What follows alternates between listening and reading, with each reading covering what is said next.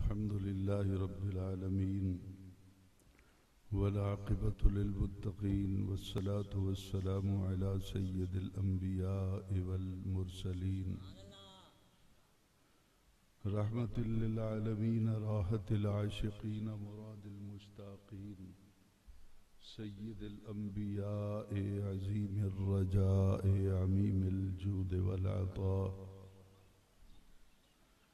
ماهي الذنوب والخطاء سر الله المخزون در الله المكنون عالم ما كان وما يكون عالم ما كان وما يكون نور الأفئدة والعيون سرور القلب المحزون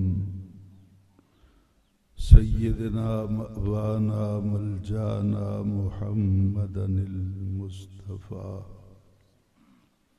وعلى آله وأصحابه أجمعين أما بعد فقد قال الله تبارك وتعالى في كلامه الكريم فأعوذ بالله من الشيطان الرجيم بسم الله الرحمن الرحيم لقد من الله على المؤمنين إذ بعث فيهم رسولا صدق الله العظيم وبلغنا رسوله النبي الكريم الأمين ونحن على ذلك لمن الشاهدين والشاكرين والحمد لله رب العالمين صلوا وسلموا على النبي الكريم الصلاة والسلام عليك يا رسول الله الصلاة والسلام عليك يا حبيب الله الصلاة والسلام عليك يا رحمة للعالمين وسلم عليك وعلى آلك وأصحابك يا شفيع المذنبين الصلاة والسلام عليك يا جد الحسن والحسين وسلم عليك وعلى آلك وأصحابك يا نبي الحرمين ويا إمام القبلتين ويا وسيلتنا في الدارين أدركني أدركني أدركني يا رسول الله صلى الله تعالى عليك وسلم بفضل الله تعالى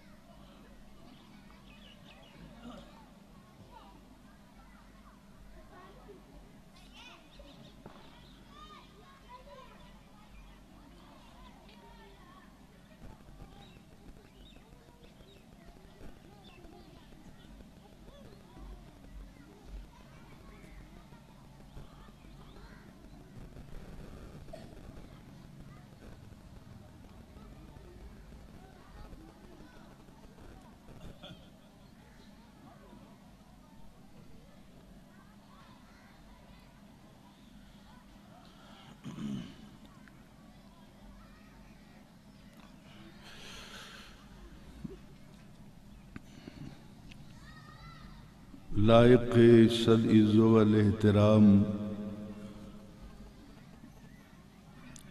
زیب محفل صدر مجلس قافلہ سالار اہل سنت میر کاروان اہل محبت جناب محترم حاجی عبدالخالق قریشی صاحب وزی وقار محمد مالک قریشی صاحب دامت برکاتہم القدسیہ مقتدر و محترم و محتشم حضرات علماء ذی وقار نعت خانان ذی قدر و معزز سامعین و حاضرین کرام السلام علیکم۔ قبل اس کے کہ انتہائی مختصر وقت میں اپنی معروضات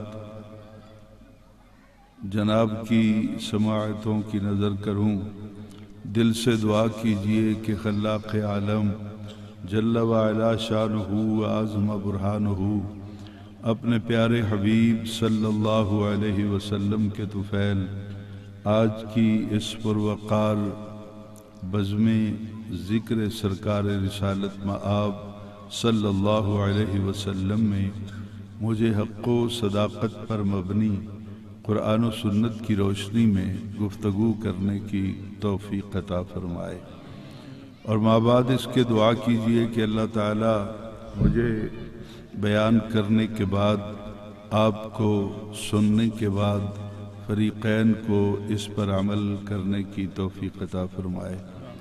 سب سے پہلے تو میں انتہائی شکر گزار ہوں محترم جناب محمد الیاس قریشی شاہ صاحب کا، اور جو بالکل عزیز از جان گرامی دوست ہیں میرے جناب قبلہ پیر مہدی شاہ صاحب کا اور ان کے رفقا کا، جنہوں نے مجھ جیسے نالائق اور ناکارہ خلائق انسان کو آج کی اس خوبصورت روح پرور اور حسین محفل میں سیدہ زہرا کے بابا نبی اکرم صلی اللہ علیہ وسلم کا حسین ذکر کرنے کے لیے موقع فراہم کیا۔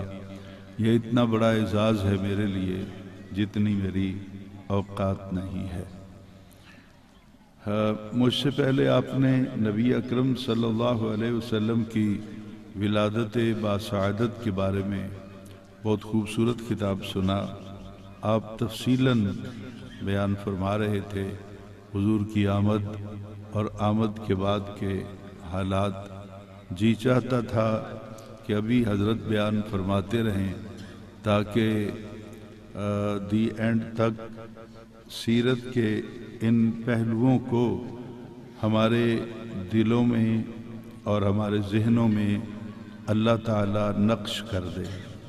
اللہ تعالیٰ آپ کو زور بیاں مزید عطا فرمائے، اور اس سے بھی خوبصورت انداز میں عوام اہل سنت کو سرکار کی آمد کے حوالے سے اپنی گفتگو سے نوازتے رہیں۔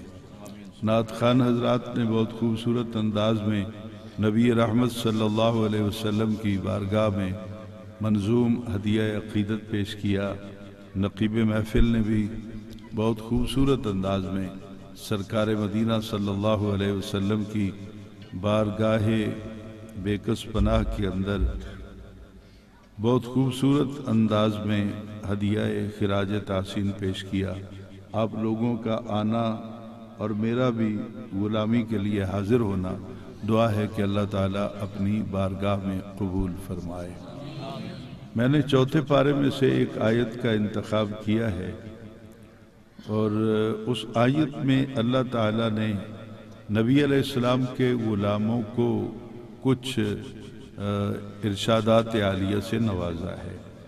تو ہم دیکھتے ہیں کہ اس آیہ مقدسہ کے اندر اللہ تعالیٰ نے کتنی محبت فرمائی ہے، کتنا شرف اور کتنی عزت عطا فرمائی ہے۔ اللہ تعالیٰ فرماتا ہے لقد من اللہ، عربی کے اندر لام تاکید کے لیے آتا ہے اور قد تحقیق کے لیے آتا ہے۔ اللہ تعالیٰ کہتا ہے کہ میں تمہیں تاکیداً بتا رہا ہوں، تاکید بعد از تاکید میں تمہیں بتا رہا ہوں کہ جو میں کہہ رہا ہوں نا قد، اس پر میری تحقیق ہے۔ یہ تحقیق حضور اللہ تعالیٰ کی ہے، میری تحقیق نہیں ہے۔ میری جماعت اہل سنت کے علماء، زعماء، اسکالر، دانشور جو ہیں ان کی تحقیق نہیں ہے۔ اللہ تعالیٰ کہتا ہے غور سے سن لو، میں تاکیداً تمہیں کہتا ہوں کہ قد، یہ تحقیق ہے کہ من اللہ، احسان کیا اللہ تعالیٰ نے، احسان کیا اللہ تعالیٰ نے علی المؤمنین، اس احسان کے جو لوگ حقدار ٹھہرے ہیں وہ مومن ہیں، مومنوں پر احسان کیا ہے۔ لیکن آگے گفتگو کا تیور یکدم بدل گیا، اور اللہ تعالیٰ نے فرمایا کہ یہ احسان ویسے نہیں کر رہا، یہ مشروط احسان ہے۔ یہ احسان مشروط ہے، کس کے ساتھ؟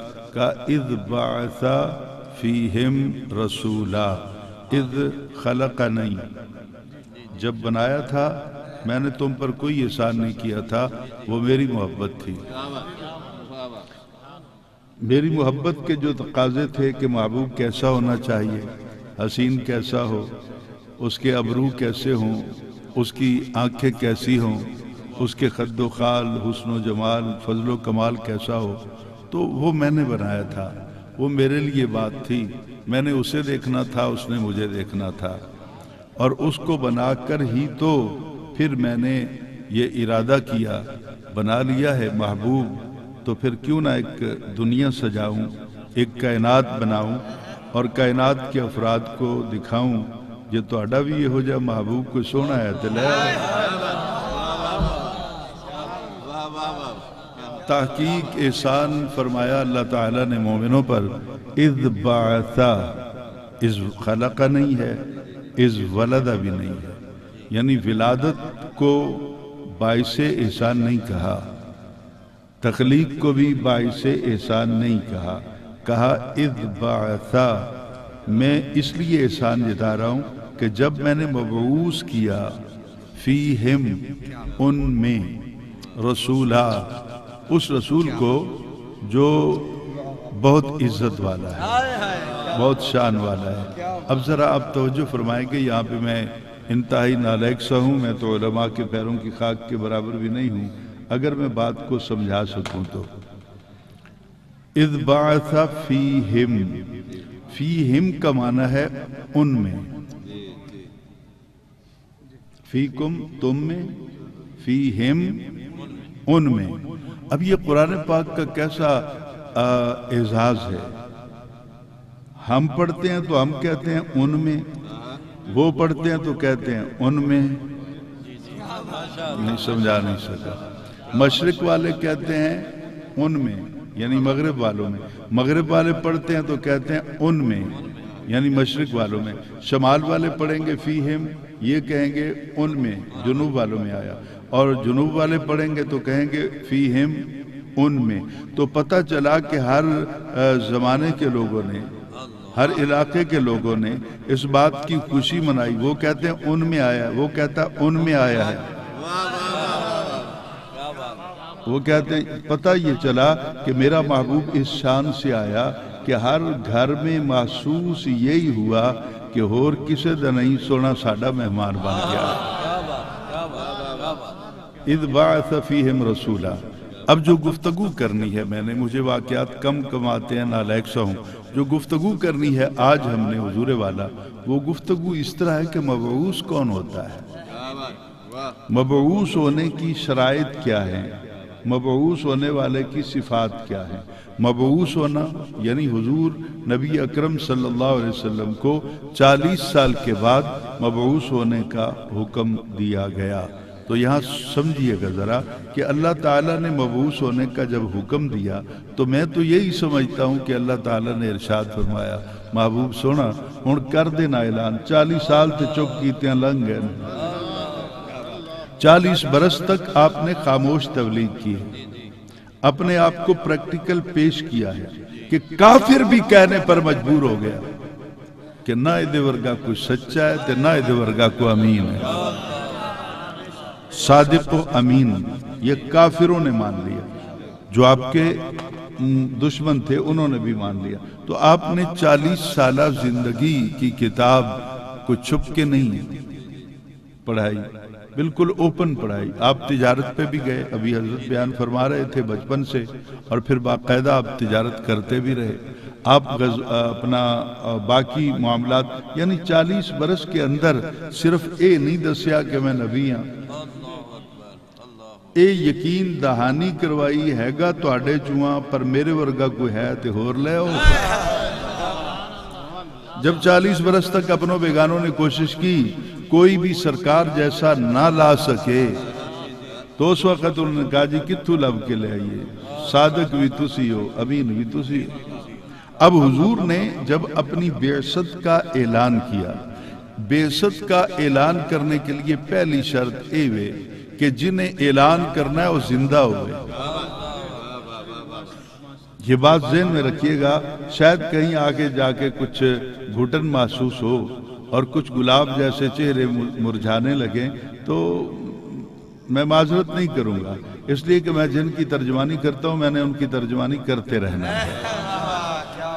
اب غور سے میری بات کو سنیے گا کہ مبعوث ہونے کے لیے زندہ ہونا ضروری ہے، زندہ ہونا ضروری ہے، اور دوسرا موجود ہونا، جنہ واسطے مبعوث ہویا ہے رسول انہاں دے وچ ہونا ضروری ہے۔ نہیں سمجھا نہیں سکا میں، یعنی ان میں حاضر ہونا ضروری ہے، حاضر ہونا ضروری ہے، اور جو حاضر ہوتا ہے نا، میں یہاں پہ حاضر ہوں اور میری نظر کنات تک آخری ساتھی تک جا رہی ہے، میں دیکھ رہا ہوں، سب کو دیکھ رہا ہوں، کھلتے ہوئے چہرے بھی نظر آ رہے ہیں، کچھ پریشان ہیں وہ بھی نظر آ رہے ہیں، اور کچھ باقاعدہ نبی پاک کے غلام بیٹھے ہیں وہ بھی نظر آ رہے ہیں، تو میں حاضر ہوں نا یہاں پر۔ تو بندہ جہاں پہ حاضر ہوتا ہے اندھا نہ ہو تو ناظر بھی ہوتا ہے۔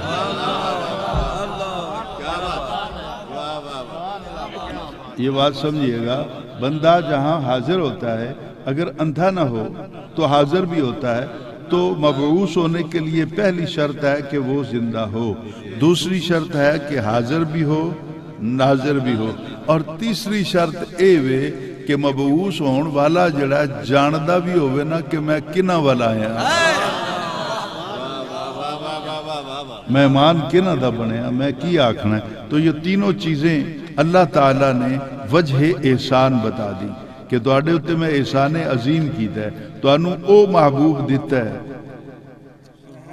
جڑا زندہ راسی،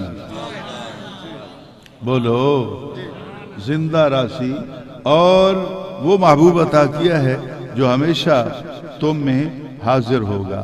میں 15ویں پارے کی آیت پڑھتا ہوں، یا ابتدا میں اللہ تعالیٰ کہتا ہے وَاصْبِرْ نَفْسَكَ، اے محبوب کم بڑا اوکھا ہے،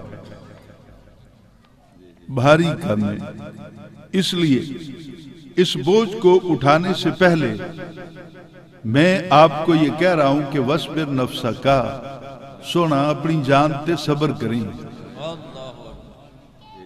بہت اوکھا کم ہے لیکن صبر کرنا ہے تمہیں۔ وَاصْبِرْ نَفْسَكَ، اپنے آپ پہ صبر کرو، یہ جبر، یہ مشقت، یہ مشکل برداشت کرنی پڑے گی۔ کیا؟ مع الذین، ان لوگوں کے ساتھ رہنا ہوگا، انہاں دے نال رہنا پوسی، اپنی جان تے ان کرو نا صبر، انہاں دے سردار جو بن گئے ہو، اور میں خدا ہو کے تانوں حکم دیندہ پیا کہ مع الذین انہاں دے نال رہنا ہے۔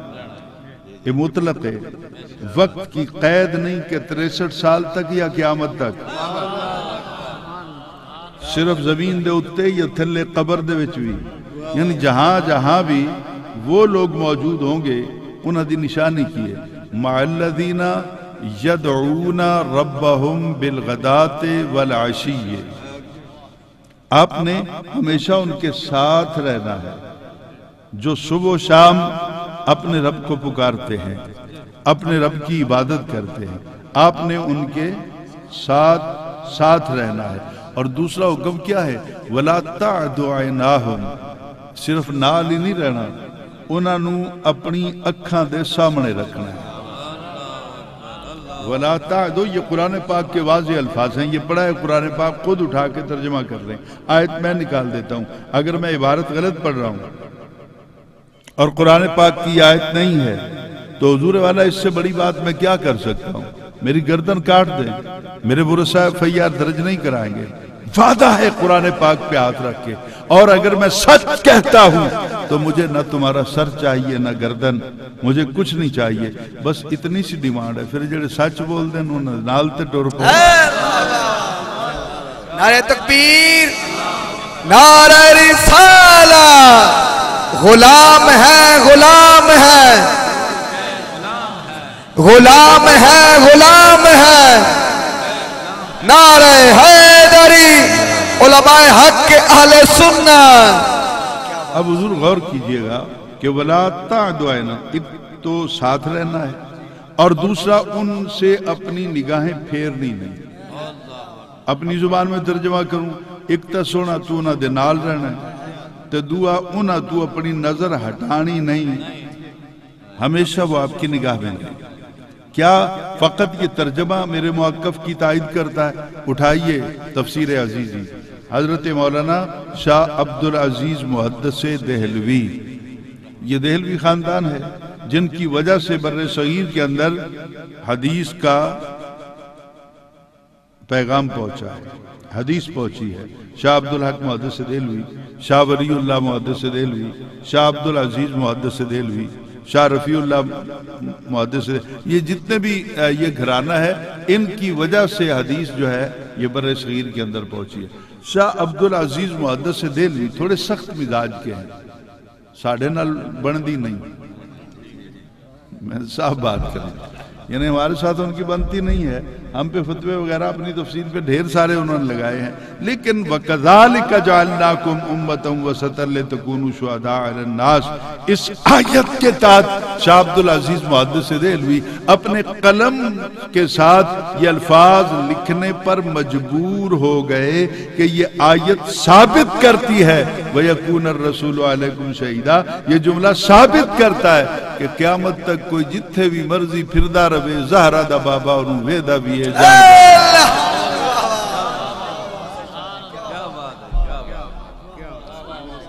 یہ موقف موجود ہے شاہ عبدالعزیز محدث دہلوی کی تفسیر عزیزی کے اندر۔ تو حضور میں اس پہ اور باتیں بھی کرتا لیکن اب پیچھے چلتا۔ ہاں ایک اور بھی حوالہ دے دوں، ایک کتاب ہے تحذیر الناس، یہ لکھی ہے مولانا محمد قاسم نانوتوی صاحب نے، ادب سے نام لے رہا ہوں تاکہ ماحول ادب کا بن جائے، وگرنہ منہ میں زباں ہم بھی رکھتے ہیں، اگر کوئی دوسری طرف آئے گا تو پھر اس طرح بھی کر لیں گے، لیکن مولانا محمد قاسم نانوتوی نے کتاب لکھی تحذیر الناس، جس کے ساتھ اختلاف ہے ہمارا، انہوں نے آنے والے نبی کا دروازہ کھولا ہے اس میں، لیکن ایک مقام پر ان کا قلم بھی یہ لکھنے پر مجبور ہو گیا جب انہوں نے آیت لکھی النبی اولا بالمؤمنین من انفسہم، النبی ہے، یہاں پہ نبی نہیں ہے، یہ بھی فرق ہے، النبی خاص نبی ہے، نبی ہوتا تو پھر کوئی بھی ہوتا، موسیٰ علیہ السلام ہوتے، عیسیٰ علیہ السلام ہوتے، نوح علیہ السلام ہوتے، پھر حضرت الیاس ہوتے، حضرت داؤد ہوتے، نہیں نبی نہیں، النبی معرفہ ہے، نکرہ نہیں ہے، یہاں کوئی نبی نہیں کہہ سکتے، یہ النبی ہے، اور کون ہے؟ زہرا کے بابا، حسنین کے نبی علیہ حسنین کے نانا، اور صدیق اکبر کے آقا، فاروق اعظم کے آقا، یہ ہم سب کے لجپال نبی، النبی، یہ نبی جو ہیں خدا کہتا ہے، ان کی شان کیا ہے؟ اولا، قریب ہیں، اولا قریب ہیں، بالمومنین، مومنوں کے، من انفسہم، تو اڈیاں جانا تو بھی زیادہ میرا رسول تو اڈے نیڑے رہا، النبی اولا، اور اولا پہ اٹھاؤ تحذیر الناس، قاسم نانوتوی نے قلم سے لکھا، یہ قرآن پاک پہ میرا ہاتھ ہے، کوئی تو چیلنج کر دے نا، کسی دی منت ہی کر لو، اس کو کہو کہ حسین احمد مدنی کی بات کو غلط ثابت کر دے۔ قاسم نانوتوی نے لکھا اولا کے معنی ہیں اقرب، قریب نہیں، اقرب، قریب مائک ہے، ادھر میں ہوں، ادھر مائک ہے، قریب ہے، لیکن پھر بھی فاصلہ ہے کہ کوئی تیسرا آ جائے اور درمیان میں حجاب بن جائے، رکاوٹ بن جائے، تیسرے کے گزرنے کا احتمال رہے گا قریب میں، اور اقرب جتھے اتنا فاصلہ بھی نہ رہے کہ وال بھی گزر سکے یا ہوا بھی گزر سکے، تو قاسم نانوتوی کہتے ہیں نبی قریب نہیں اقرب ہے، تیری جان تیرے اتنا قریب نہیں جتنا زہرہ دا بابا تیرے قریب رہے۔ اور اسی پر بہت خوبصورت فارسی کا ایک شعر ہے کہ من تن شدم تو جان شدی، یا رسول اللہ صلی اللہ علیہ وسلم، حضور اب آپ کی محبت میں دن گزرتے گزرتے گزرتے گزرتے اب محبت اس معراج کی طرف پہنچ چکی ہے کہ میں آپ سے التماس کرتا ہوں، من تن شدم تو جا شدی، محبوب میں تن رہ جاؤں جو فانی ہے اور تو اس تن میں جان بن کے سما جا۔ من تن شدم تو جا شدی، پہلا مصرع پورا ہوتا ہے من تو شدم تو من شدی۔ اس کا کچھ لوگ ترجمہ کرتے ہیں، دیکھو جی کہ نبی کے مقابلے میں کہا کہ آپ اور میں یا آپ میں بن جائیں تو کیا میں نبی بن جاؤں گا؟ غلط معنی نہ کرو، من تو شدم تو من شدی، اس کا حقیقی معنی یہ بنتا ہے کہ یا رسول اللہ اب آپ کی محبت مجھ پر اتنا غلبہ کر چکی ہے کہ میں نہ رہوں، تو ہی تو ہو جائے زمان۔ اور من تن شدم تو جا شدی، میں یہ جسم بن جاؤں اور تو اس میں جان بن کے سما جا، اور اتنا قرب ہو جائے، اتنا قرب ہو جائے کہ آج کے بعد کوئی زبان نہ کھلے اور یہ کہہ نہ سکے کہ من دیگرم تو دیگری، میں ہو رہا تو ہو رہے۔ اتنا کرم ہو جائے کوئی میرے وال انگل چکے تے پچھو تیرا اشارہ موجود ہو گئے کہ خیال کریں یہ کوئی عام نہیں ہے، میرا نوکر ہے۔ تو خیر اس طرح بات کرتا رہوں گا تو بات دور چلی جائے گی۔ اللہ تعالیٰ نے کہا کہ شرط یہ ہے کہ میرا محبوب مبعوث ہوا ہے، اور جب سرکار نے نبوت کا آغاز میں اعلان کیا، آج بہت آسان ہے مجھے خطبہ دینا، مجھے خطاب کرنا، کیونکہ سارے اپنے بیٹھے ہیں۔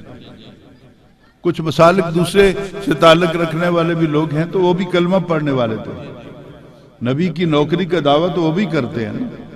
کوئی بھی نبی کی غلامی کے بغیر میدان میں نکل نہیں سکتا ہے، بیٹھے ہیں نا۔ لیکن نبی پاک نے جو پہلا خطبہ ارشاد فرمایا وہ قریش کے لوگوں کو تھا، اور قریش کے بھی ان لوگوں تھا، خاندان کے لوگوں کا تھا۔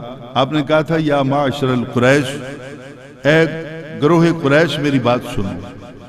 لوگ سارے اکٹھے ہو گئے۔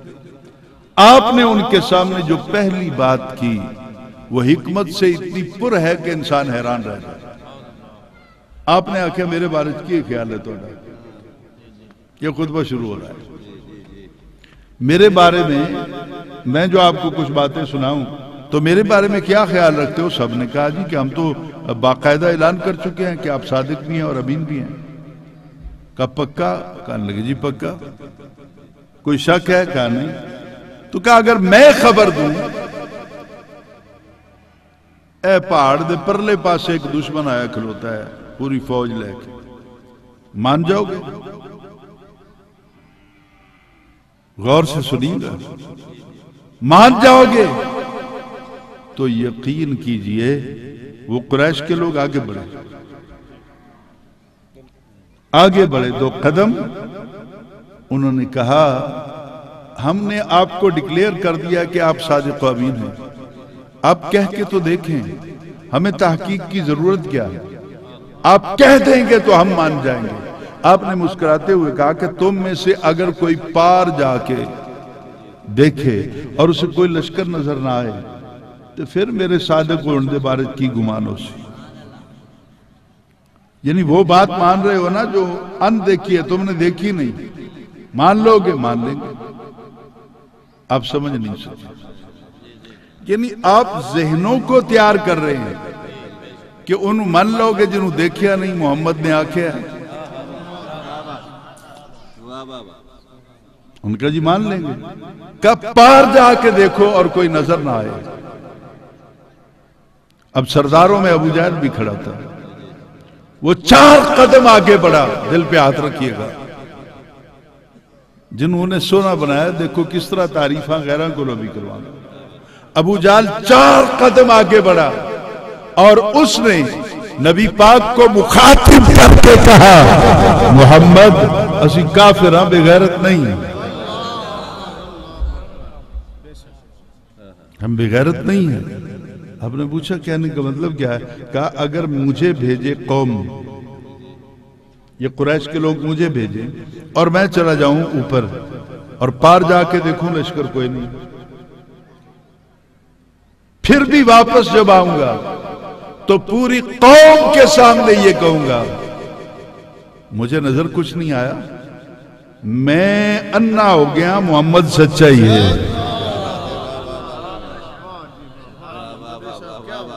اس رسول کو اللہ تعالیٰ نے ہمارے نصیب اچھے سے ہمیں عطا کر دیا۔ پچھلے دنوں میں نے ایک مقام پہ بات کی ہے کہ میلاد کون منائے گا،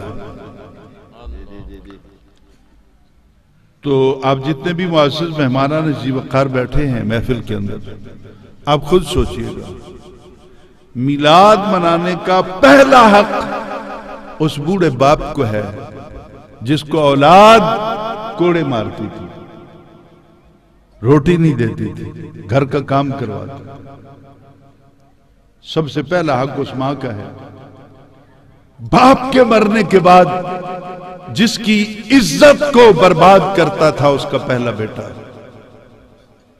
میلاد منانے کا حق اس بہن کو ہے جس کے گلے میں رسی ڈال کر منڈی میں بیچ آتے تھے۔ میلاد کا حق اس بیٹی کو ہے جس کو زندہ دفن کر دیا جاتا تھا۔ تو حضور والا یہ حق ہر باپ، ہر ماں، ہر بہن، ہر بیٹی کا بنتا ہے کہ وہ روز آمد رسول کا چرچا اپنے گھر میں کرے۔ سونا نہ آندا تو جنت ماں دے پیراں تھلے کیویں آنی سی۔ حضور نہ آتے تو باپ کو جنت کا دروازہ کون بناتا؟ حضور نہ آتے تو بیٹیوں کو تحفظ کیسے ملتا؟ بہنوں کو حق کس طرح ملتا؟ حضور نہ آتے تو معاشرہ جانوروں سے بھی بدتر ہو جاتا۔ یہ حضور آئے ہیں، اس معاشرے کو انسانیت کا معاشرہ بنا دیا۔ اس لیے تو رب کہتا ہے لَقَدْ مَنَّ اللَّهُ عَلَى الْمُؤْمِنِينَ اِذْ بَعَثَ فِيهِمْ رَسُولًا۔ میں احسان کیتا ہے تواڈے اُتے کہ بھیجیا انہوں جنہیں تو انہوں آ کے دسیا ہے کہ انسان ہوندہ کی ہے۔ ابھی وہاں پر پھر ایک گفتگو ہوتی ہے۔ نبی پاک صلی اللہ علیہ وسلم ارشاد فرماتے ہیں، یہ جو اہل علم بیٹھے ہیں، علماء بیٹھے ہیں، میں ان سے مخاطب ہوں گا، باقیوں کو بھی ثواب مل جائے گا اگر میری نالائکی کے باوجود بات سب کی سمجھ میں آ گئی۔ حضور نے وہاں کھڑے ہو کر عربی میں کہا لَقَدْ لَبِثْتُ فِيكُمْ عُمُرًا مِّن قَبْلِهِ۔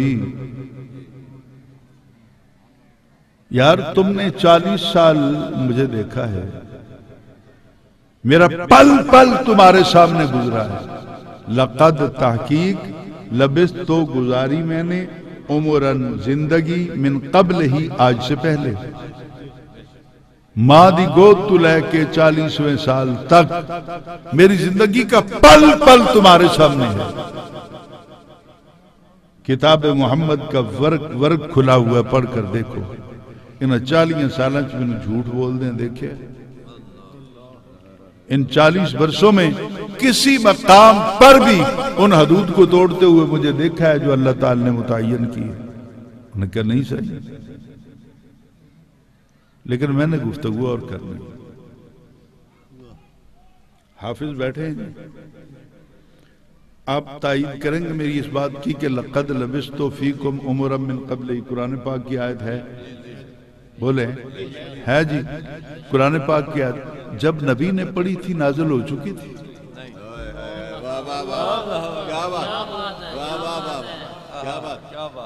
سوچنے والی بات تو یہ ہے نا، اس میں جھگڑا کیا ہے؟ دیوبندیوں سے پوچھ لیں، اہل حدیث سے پوچھ لیں، چتروڑ گڑیوں سے پوچھ لیں، غلام خانیوں سے پوچھ لیں، بیٹھ کے گل کرو جدو نبی آگدہ پہ ہے لَقَدْ لَبِثْتُ فِيكُمْ عُمُرًا مِّن قَبْلِهِ، کیا اس وقت جبرائیل یہ آیت لے آئے تھے؟ حضور نے پڑھ کے سنائی؟ نہیں، جبکہ حقیقت ہے کہ نہیں، جبرائیل نہیں لے کے آئے تھے۔ آپ نے کہا تھا کہ میں نے زندگی کا پل پل تمہارے درمیان گزارا ہے۔ تو پھر 2 آپشن باقی رہ جاتے ہیں، یا تو مان لو کہ وہی جب آئے جب آئے جد نوکر اسیاں وہ پہلے پڑھ کے آیا ہے۔ اگر گال سمجھ آ گئی ہو وہ پہلے پڑے ہوئے ہیں۔ اچھا، اگر یہ بات اچھی نہ لگے، چونکہ میرا موقف ہے، آپ اس کو ریجیکٹ کرنے کا حق رکھتے ہیں، لیکن پھر دوسرا آپشن ایک ہی رہ جائے گا. اب دنیا علم میں چلیں، یا تو ماننا پڑے گا کہ حضور پہلے پڑھ کے آئے اس لیے پڑھ کے سنا رہے ہیں، اگر نہیں تو پھر اے مننا پوسی جو سونا آکھ دے وے قرآن وہی بن جائے. حضور نے جو پہلے کہا تھا رب نے وہی جبرائیل کے ذریعے پھر وہی کی صورت میں قرآن پاک کی آیت کا حصہ بنا دیا. اس لیے ہم سمجھتے ہیں کہ اس بزم امکان کے اندر جتنے اختیارات، جتنا پیار، جتنا علم حضور کو اللہ تعالیٰ نے عطا فرمایا وہ کسی رسول، کسی نبی کو بھی عطا نہیں کیا. اس پر میں دلیل قرآن پاک سے پیش کرتا ہوں. وہ آیت بھی اکثر میلاد کے مواقع پہ علماء پڑھتے ہیں. وَإِذَا أَخَذَ اللَّهُ مِيثَاقَ النَّبِيِّينَ، یاد کرو جب اللہ تعالیٰ نے نبیوں سے پکا وعدہ لیا. تیسرے پارے میں قلباً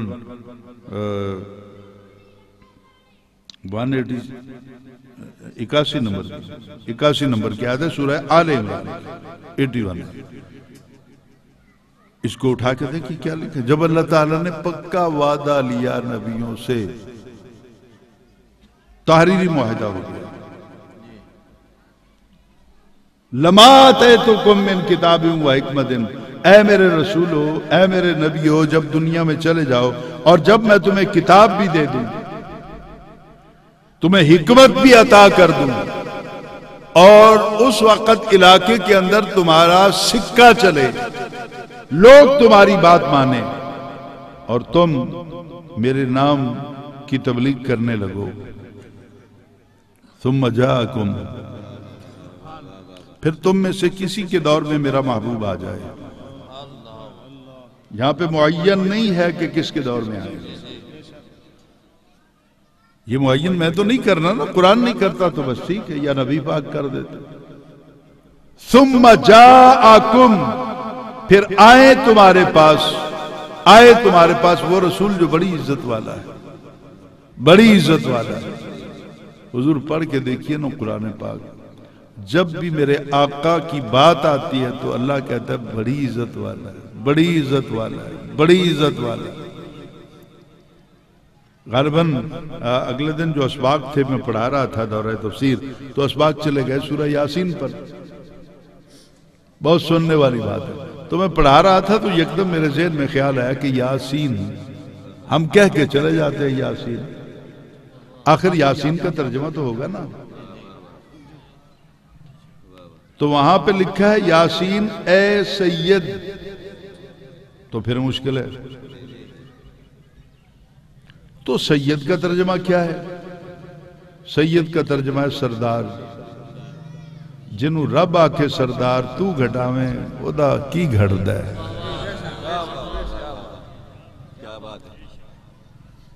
تو کہا ثم جاکم رسول، وہ رسول جو بڑی عزت والا ہے تمہارے پاس آ جائے. اس رسول دی نشانی اے ہو سی مصدق لما معکم، او تصدیق کر سی ہر اس چیز دی جڑی تہاڈے کول ہے. مشکل ہے، تھوڑا سا آسان کر لینا جی، آپ سمجھ گئے. لما اس کی جو، معکم تمہارے پاس ہے. او جڑے لئی بیٹھے نے اختیار، معجزات، جو کچھ بھی ہے وہ پہلے آئے بیٹھے. میرا رسول آئے گا بعد میں، میرا نبی آیا بعد میں، تصدیق کرے گا انہاں دی. میں نہیں سمجھا سکتا. وادی نملے نبی دی آمد ہو رہی ہے. کیڑی نے آکھیا کیڑیاں نو کہ میری برادری رستے صاف کر دے، وہ سونا نبی آندا پیا. کیڑی نے آکھیا. اب یہ کیڑی کی آواز کتنی ہوتی ہے سائنسدان آج تک حیران ہے. کوئی آلہ نہیں بنا کہ وہ کیڑی کی آواز کو سن لے.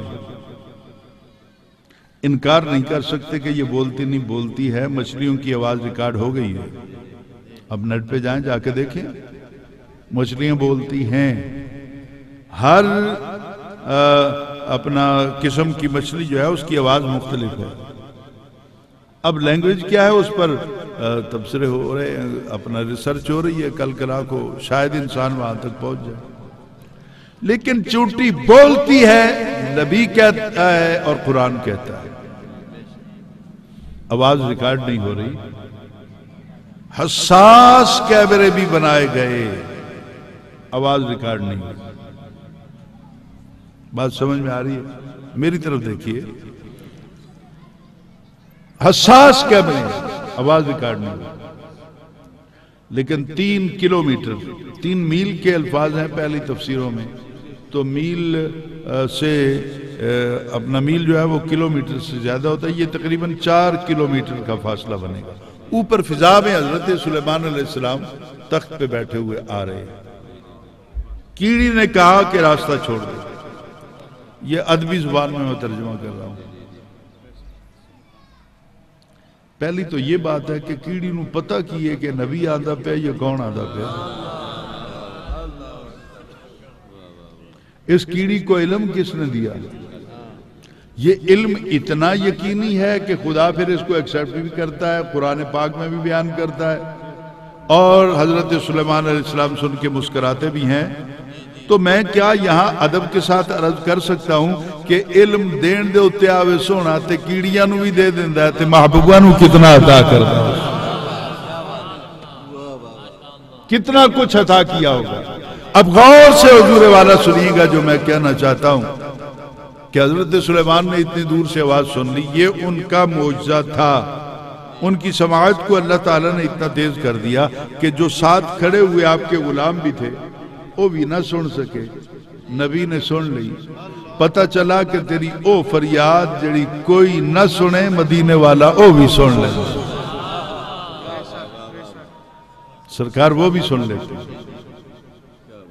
فریاد امتی جو کرے،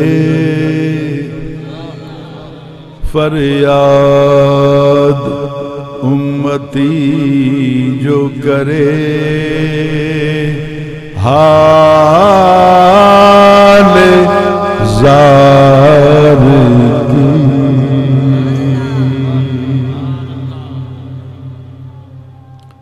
فریاد امتی جو کرے۔ مشکل آ گئی ہے یا رسول اللہ، فریاد امتی جو کرے حال زار کی، ممکن نہیں کہ خیر البشر کو خبر نہ ہو۔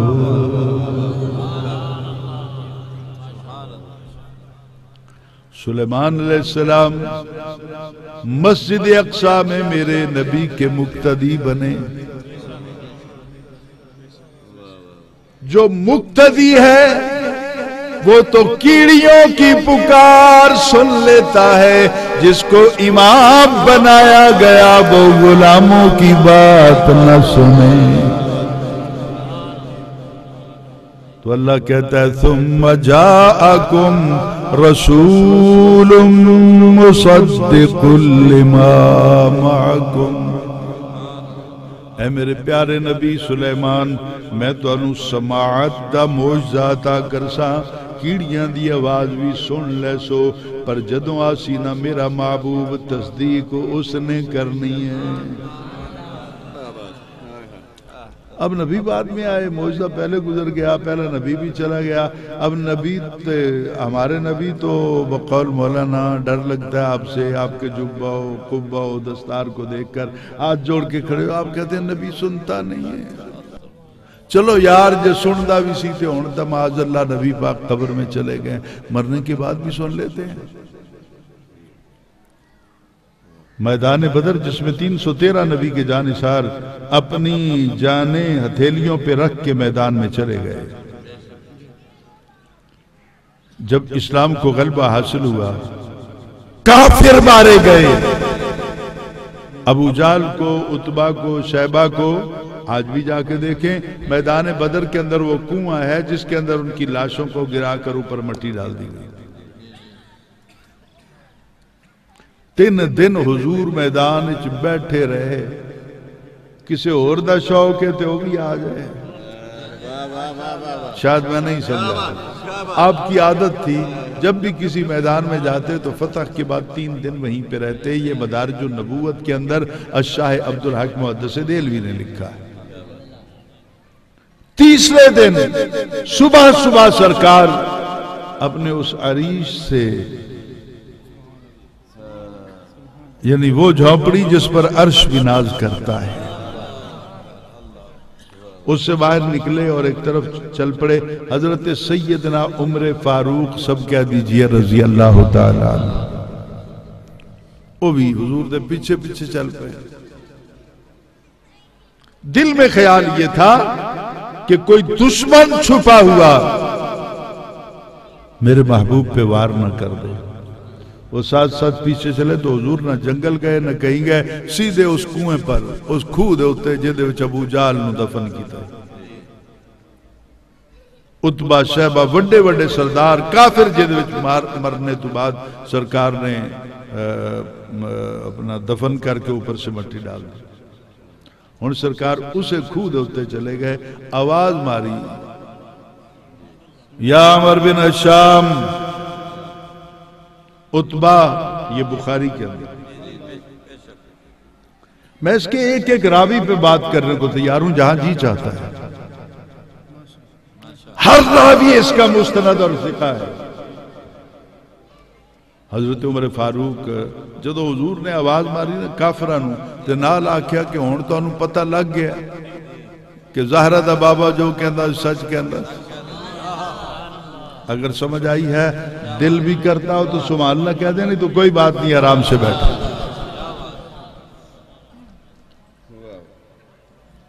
آپ پیروں کے ڈیرے پر آئے بیٹھے ہیں، قریشی جو سادات کا نانکا خاندان ہے، اس ڈیرے پہ آپ بیٹھے تو سبحان اللہ کہہ دیں گے تو آپ کا بھی بھلا ہو جائے گا، نہیں کہہ دیں گے تو آپ کا نصیب ہے. میں نے منت نہیں کرنی. اب غور کیجئے، آواز دی ابو جہل، او عتبہ، او شیبہ، وہ کدھر گئی سرداری؟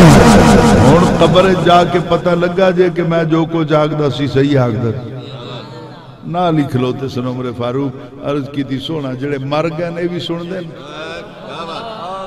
بس سیدھی سی ڈائریکٹ بات ہے.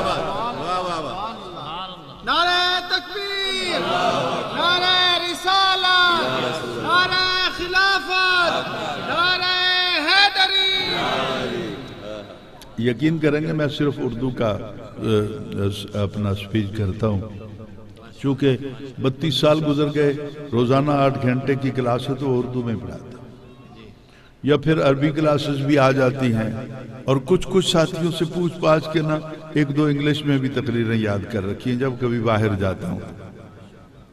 انگلش آتی نہیں مجھے، نالائق ہوں، بس وہ رٹا لگا کے چلو کر لیتا ہوں. سرائیکی میری مادری زبان ہے، عربی میری پدری زبان ہے، تو میں صرف اردو میں. کئی جگہ سے لوگ کہتے بھی تھے جدوں مادی شاہ صاحب نال یاری لگی ہے انہاں دے ڈیرے تے آن لگا، مینوں آپ خیال ہوئے یار تھوڑا تھوڑا یاد کردا رہواں. ہن بھی ڈردا گل کردیاں کہ کدھر لفظ ادھر ادھر نہ ہو جائے، لیکن قبول کیجئے گا اگر غلطی ہو تو میری اصلاح کر دیجئے گا. اب غور کیجئے گا، آپ نے آواز دے کر کہا نا جب کافروں کو پکارا، یا نہیں سمجھ آئی تو نہیں، یا ابا جہل، یا عتبہ، یا شیبہ، لفظ یا سے پکارا. کہ حضرت عمر فاروق نیڑے ہوئے سونا جڑے مر گئے پہلی گل دے وے کہ انہوں پکارنا، پھر دوئی گل لے کہ مر گئے ہون تا گل گئے سڑ گئے بچہ کچھ نہیں ہونا. تیسرا دن آ گیا تو سونا او سن دے پہن موک گئی گل. یہ قرآن پاک سامنے پڑھا. اب پڑھے لکھے لوگ ہیں، ہم جنگ و جدل والے لوگ نہیں ہیں، ہم گالیاں دینے والے لوگ نہیں ہیں، ہم آرام سے بیٹھ کے بات کریں گے. بخاری شریف لاؤ، میں ابھی عبارت بھی پڑھتا ہوں اور اس پر پھر شارحین کی آراء عرض میں کر دوں گا، تحقیق آپ کر لیجئے. یہ کوئی یہاں پہ مباحثہ نہیں ہو رہا کہ میں لمبی باتیں کروں. شارٹ باتیں کرتا ہوں. حضرت عمر فاروق نے عرض کی یا رسول اللہ انہاں دے جسماں چ روح کوئی نہیں رہ گئی, مر گئے تے تسی انہاں نو آوازاں دیندے پے سن دے پے. تو نبی پاک نے نا حضرت عمر فاروق کی طرف اشارہ کر کے اس طرح بازو پکڑ کے کیا کہا, آپ نے کہا تو انہاں نالوں زیادہ نہیں سندا پیا. حضور یہ الفاظ نہ ہو میری گردن کاٹ دے. یہ قرآن پاک پہ میں ہاتھ رکھتا ہوں. لائے کوئی مولوی جو چیلنج کرے کہ بخاری میں یہ روایت نہیں ہے, میں آ جاؤں گا, میری گردن کاٹ دیجئے گا. میرے ورثہ FIR درج کرانے کا کوئی حق نہیں رکھتے. میں 32 سال سے کہہ رہا ہوں, کرو نا جرت, آؤ نا سامنے, کاٹ دو گردن. اور اگر میں سچ کہتا ہوں کہ صرف اتنا جواب دیو, مرن تو بعد ابو جہل سن لیندہ ہے, مدینے والا نہیں سن سکتا.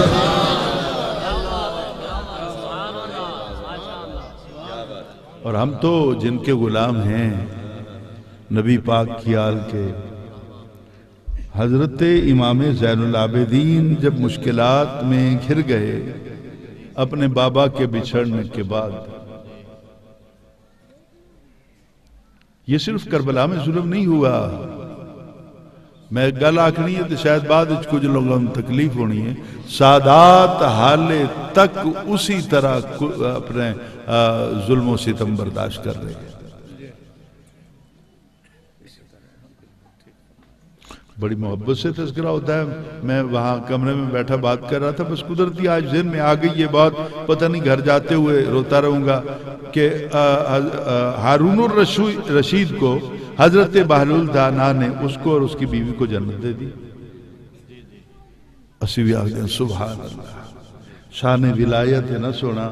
بہلول دانا زمین پہ بیٹھ کے کسی کو 1 روپے میں جنت دے رہے ہیں, اور کسی کو کس طرح دے رہے ہیں, اس کی بیوی زبیدہ کو بھی اور ہارون الرشید کو بھی جنت دے دیں.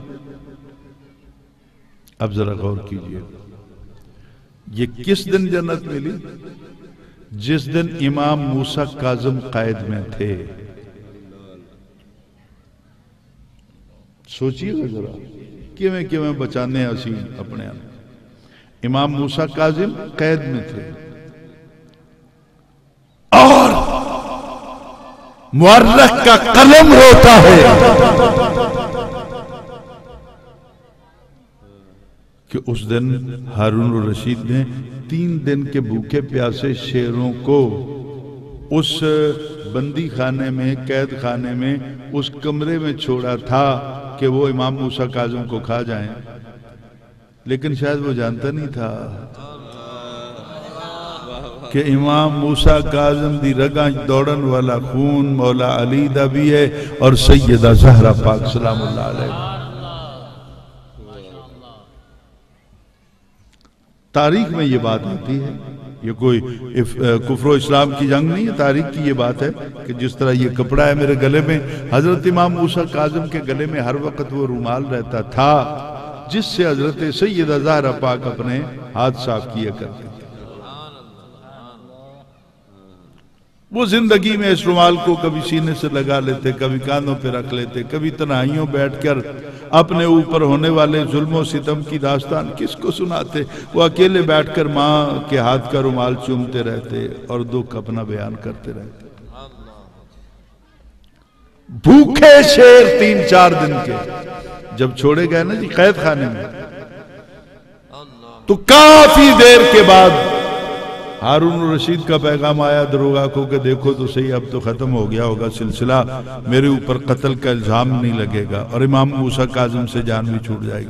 انہاں دروازہ کھول کے دیکھا تو شیر سر سٹ کے امام موسیٰ کاظم دے سامنے بیٹھے ہوئے.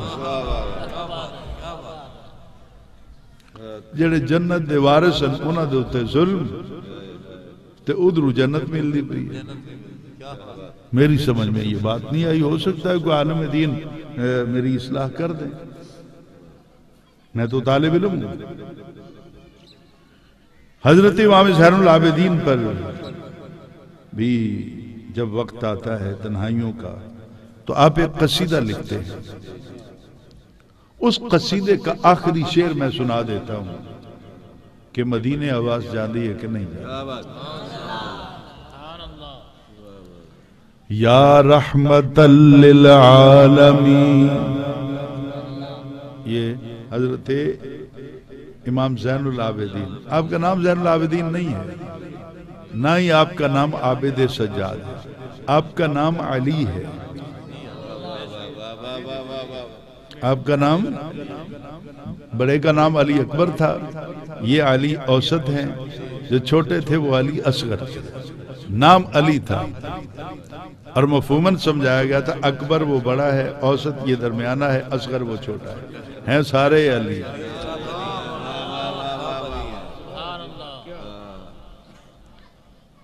تو زین العابدین کیوں کہا گیا؟ زین کا معنی ہوتا ہے زینت، حسن،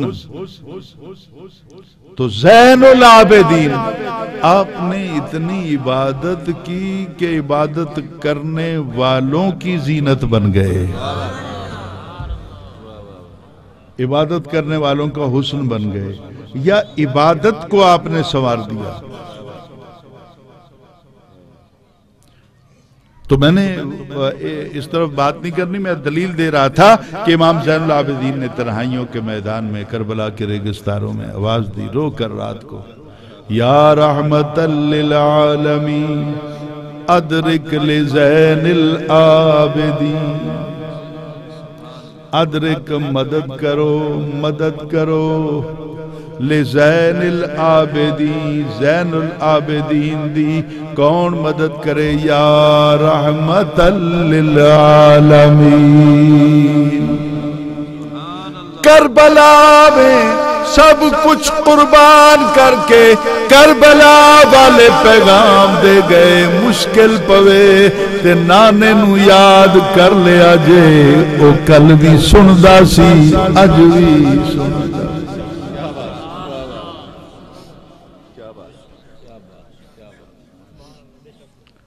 ثم جاءكم رسول مصدق لما معكم، اے میرے رسولو، اے میرے نبیو، جو کچھ بھی میں تمہیں دوں گا اس کی تصدیق زہرا کا بابا کرے گا۔ نبی مصدق بن کے آیا۔ حضور یہ کیا ہے؟ بولیں نہیں تو دیکھ لیں، یقین آ جائے گا یہ کوئی اور کتاب نہیں ہے۔ کیا ہے جی؟ بولو، جڑے مندے ہو بولو، باقی آرام نہ بیٹھے رہو۔ قرآن پاک۔ اب کہتے ہیں جناب تم نبی کو اتنا بڑھا دیتے ہو، یہ کر دیتے ہو، یہ کیا ہے؟ اللہ کا کلام ہے؟ بولو، ادھے نال دی کوئی کتاب ہے؟ بولو، ادھے ورگا کوئی ہے؟ نہیں ہے۔ آؤ دیکھتے ہیں، قرآن پاک ہے، یہ پہلا پارہ ہے یہ، اور یہاں پر یہ دیکھیے، آپ دیکھ رہے ہیں حضور، وَهُوَ الْحَقُّ مُصَدِّقًا لِمَا مَعَهُمْ، کہ قرآن پاک جڑا ہے تصدیق کرسی اس دی جو کوئی تواڈے کول ہے۔ یہ اس دور کے سابقہ امتوں کو قرآن پاک پیغام دے رہا ہے۔ تواڈے کول جو کچھ لئی پھر دے ہو نا، اے ادوں کا معنی ہے جدو اے تصدیق کرسی قرآن پاک، اس وقت لوگ مانیں گے۔ تو اب قرآن پاک مصدق ہے، نبی بھی مصدق ہے، تو پھر پتہ لگانا اور کچھ ہووے نہ ہووے، ایک چیز تے دوواں دے وچ کٹھی ہے۔ او بھی مصدق ہے، او دے ورگا بھی جانتے کوئی نہیں، اے بھی مصدق ہے، اے دے ورگا بھی جہان دے ہوتے کوئی۔ اب میں تصدیق کی بات کرتا چلوں گا تو میں دعوت تو نہیں کرتا، لیکن آپ کی دعاؤں سے میں اس پہ 10 گھنٹے لیکچر دے سکتا ہوں، چونکہ میں کوئی کیسٹ نہیں یاد کر کے مجھے پڑھاتے، عمر گزری ہے اسی دشت کی سیاہی میں، بس بات قریب لاتا ہوں، دروازے پہ دستک ہوتی ہے۔ ماں کا دل جو ہے اس کی دھڑکن بڑھ جاتی ہے، ہونٹ کب کباتے ہیں،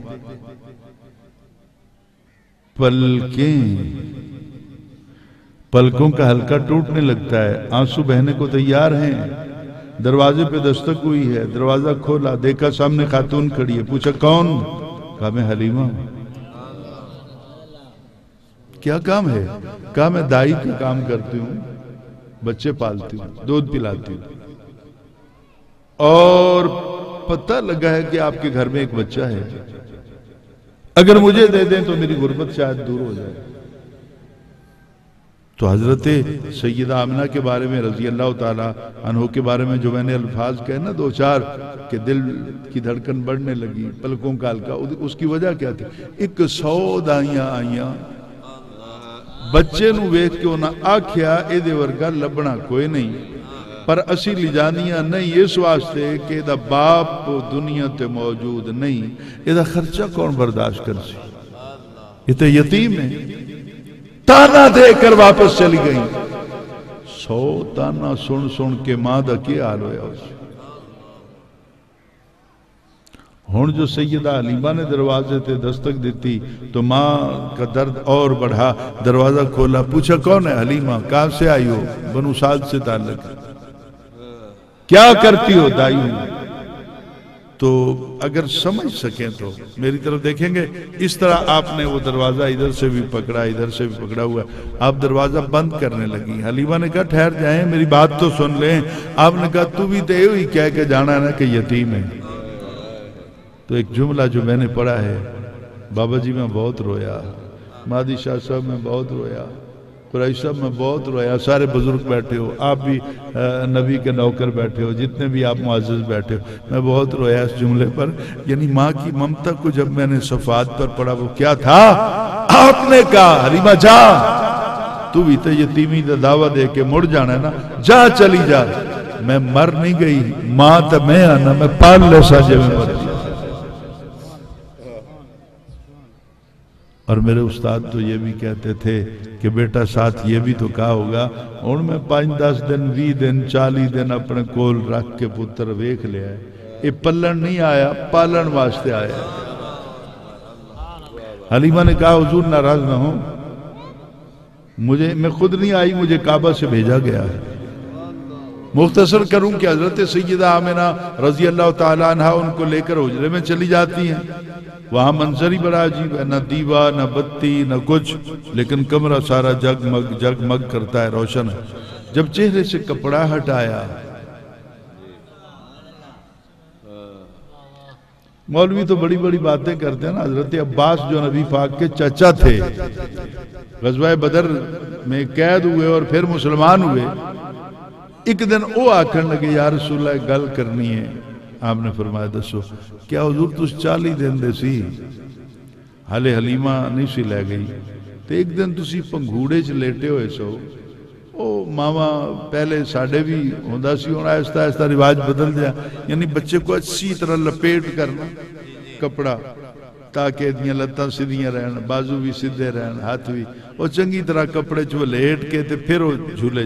تو آپ کا ہاتھ اس طرح باہر نکلا ہوا تھا، تو آپ ہاتھ ہلاتے نا، 14ویں کی رات تھی، ہاتھ ہلاتے نا اس طرح تو چاند ادھر چلا جاتا، آپ ہاتھ اس طرح ہلاتے چاند ادھر چلا جاتا، آپ اس طرح ہلاتے چاند ادھر چلا جاتا۔ اچھا یہ تو انہوں نے دیکھا، وہ بیان کر رہے ہیں، حضور کی تو ظاہری عمر 40 دن کی ہے، گل سناواں جو دلوں سننی ہے تو سناواں، حضور غور سے سنیے۔ میں کافی دیر یہ منظر دیکھتا رہا اور کھو گیا اس حسین منظر میں، تو حضور مسکرایا، آپ نے کیا چاچا میں نے یاد ہے 40 دن کی عمر ہے، آپ نے کہا چاچا میں نے یاد ہے، پوچھا حضور تہاڈی تو عمر 40 دن دے قریب قریب سی، تانوں کیوں یاد ہے؟ تو آپ نے بہت لطیف جملہ کہا، حضور سے زیادہ کون لطیف بولتا ہے، بڑا لطیف جملہ آپ نے کہا، ان کا چاچا تو امتی ہو کے نہیں بھولیا، میں نبی ہو کے کہ میں بھول جاؤں۔ تو منہ سے کپڑا ہٹایا، پھر سیدہ حلیمہ نے دیدار کیا، حضور نے آنکھیں کھول کے حلیمہ کی طرف دیکھا اور اپنے دونوں بازو اٹھا دیے۔ سیدہ آمنہ نے کہا مبارک ہو وے حلیمہ، مبارک ہو وے حلیمہ۔ پوچھے کہا دی مبارک، حالے تو میں چکیا نہیں، کیا میرے کو لوگ قسم لے لے 100 آئیاں دائیاں پوریاں، ایک والی میرے پتر نے آنکھ کھول کے نہیں ویکھیا۔ کہ تیرے واسطے تو اپنے ہاتھ بھی کھولے ہوئے. تو میں یہ تصور میں بات کرتا ہوں جو تاریخ کے صفحات پر ملے گی. حلیمہ جب سرکار نے تیری نظروں میں نظریں ڈال کر دیکھا تھا, اپنے بازوؤں کو کھولا تھا, تو تیری فیلنگز کیا تھی, تیرے احساسات کیا تھے؟ تو حلیمہ رو رو کے بعد لوگوں دستی ہونی سی کہ جس دن حضور نے پہلی نظر میرے ہوتے پائی نا تو میرے اندر اے ہون لگ پیا کہ اندروں آواز آن لگ پئی کہ جی میں حضور کہنے ہوں ایک واری سینے نہ لا کے تب ایک مرتبہ اپنی بیمار سواری پہ بٹھا کے تو دیکھو. اب یہ تصور کی دنیا, اب ایک واری حلیمہ لے جانا اپنی سکی کھجور تھلے بسترا تو لا دیویں, اگے محمد جانے تے او دا رب جانے. حلیمہ لے کے چلی, سینے سے لگا لی. عربی لجپالا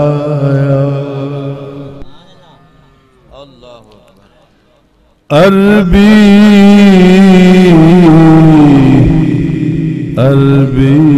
لجپالا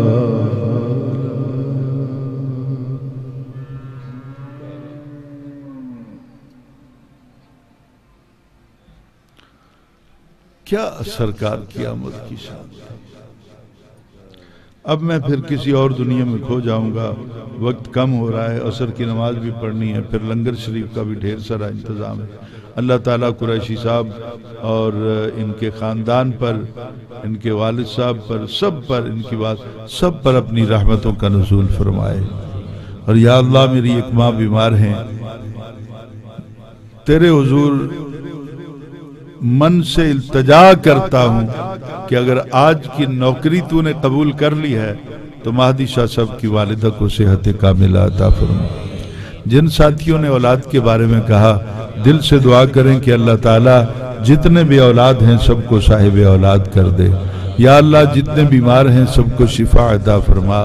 میرے بڑے بھائی صاحب, میں یقیناً نہ آتا, میں نے 2-3 پروگرام جواب دے دیے, لیکن یہاں جواب دینے کو جی نہیں چاہتا تھا. ان کی محبتیں, ان کا خلوص, پل پل میرے ساتھ دکھ بانٹنا وہ مجھے مجبور کرتا تھا, وگرنہ میرے گھر میں پتہ کیا پوزیشن ہے. میرے بڑے بھائی صاحب جو سجادہ نشین ہیں, جو میرے لیے باپ کی حیثیت رکھتے ہیں, ان کے بعد میرے سر پہ جو ایک گھنے شجر کا سایہ ہے وہ ختم ہو جائے گا. وہ موت و زیست کی کشمکش میں ہے. دونوں گردے جواب دے چکے, اور کیا حال ہوتا ہے اس وقت مریض کا. تو میں وہاں سے چل پڑا ہوں کہ چلو مل کر سب دعا دیں گے. موت اور حیات تو اللہ کے ہاتھ میں ہے. جتنے دن زندگی دن اللہ تعالیٰ انہوں نے صحت کاملہ عطا فرمائے. اللہ تعالیٰ اللہ تعالیٰ ہم سب کے حال پہ رحم فرمائے. جو قرض دار ہے نا, اللہ تعالیٰ ان کا قرضہ اتار دے.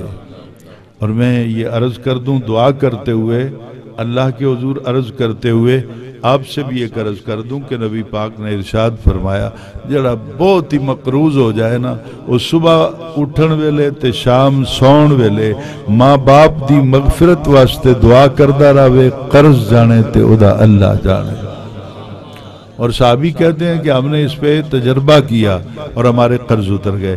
تو دل سے دعا کریں کہ اللہ تعالی ہم سب کو اپنے ماں باپ کی خیر مانگنے کی توفیق عطا فرمائے. اور جتنے بھی پریشان حال ہیں یا اللہ سب پر اپنی رحمت نازل فرما. اب آتے ہیں, دل سے دعا کریں گے, دل سے, کہ اللہ تعالی محمد الیاس قریشی صاحب کو اولاد نرینہ عطا فرما دے. یا اللہ انہ دا ویڑا قیامت تک وسدہ رہے, انہ دا نام باقی رہ جائے. ان کے بزرگ بھی تو رو کے مانگتے ہیں. یا اللہ جو دکھ ان کے بزرگوں کے من میں ہے, میری تو اوقات نہیں ہے اس کو سمجھنے کی. یا اللہ ان کے آنسوؤں کا صدقہ محمد الیاس قریشی پر رحمت نازل فرما. اور ان کے باقی جتنے بھی رفقا ہیں, یہاں کچھ نام لکھے ہوئے ہیں, محمد سالک نوید قریشی, محمد حسنات شاہ صاحب, اور وہ دیگر انجمن غلامان مصطفیٰ بونگا جھمٹ، یہ جتنے بھی لوگ ہیں یا اللہ سب کو اتنی عزت دے کہ زمانے کو پتہ چل جائے کہ محمد کے غلاموں کا یہ مقام ہوتا ہے۔ یا اللہ سب کے حال پہ رحم فرما۔ اور آخر میں ہمیشہ میں مانگتا رہتا ہوں، آج بھی مانگ رہا ہوں، امید ہے کہ آپ میری جھولی بھر دیں گے۔ مانگوں، آپ میرا ساتھ دیں گے۔ یا اللہ ہم سب کو مرنے سے پہلے سیدہ زہرا کے بابا کا دیدار نصیب فرما، رحم فرما۔ صلی اللہ تعالی علیہ وآخر دعوانا الحمدللہ۔